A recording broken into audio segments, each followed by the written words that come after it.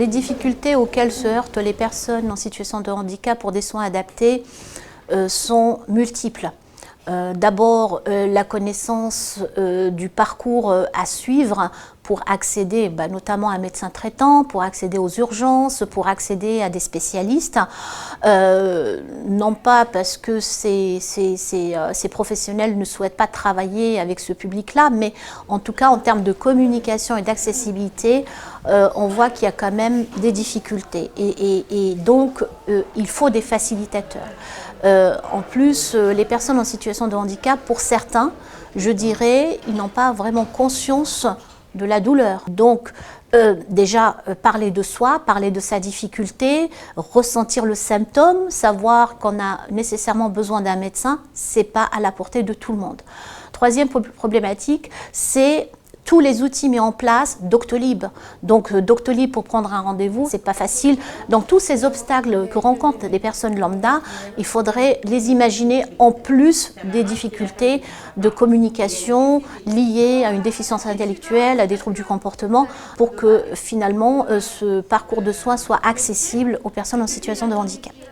Et donc, nous travaillons ces objectifs en réunion qualité, puisque nous diffusons en tout cas ces objectifs auprès des établissements et auprès du personnel sur le terrain pour que ces axes-là, et notamment l'axe de la santé, soient en tout cas intégrés dans le projet personnalisé des personnes que nous accompagnons.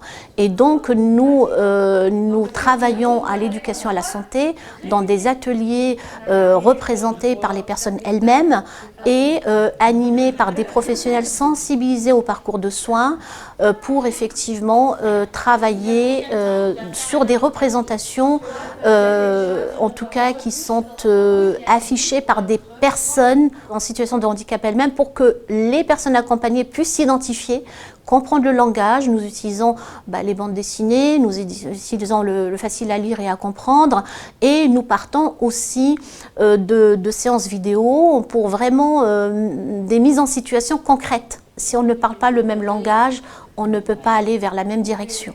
Et puis nous essayons aussi de faire intervenir des professionnels de santé, notamment la prévention bucco-dentaire. Nous avons effectivement une équipe de prévention qui vient dans l'établissement. Nous avons également la prévention du cancer du sein, donc ils sont allés dans des actions donc organisées par la CPTS et par le service de médecine de santé de la ville.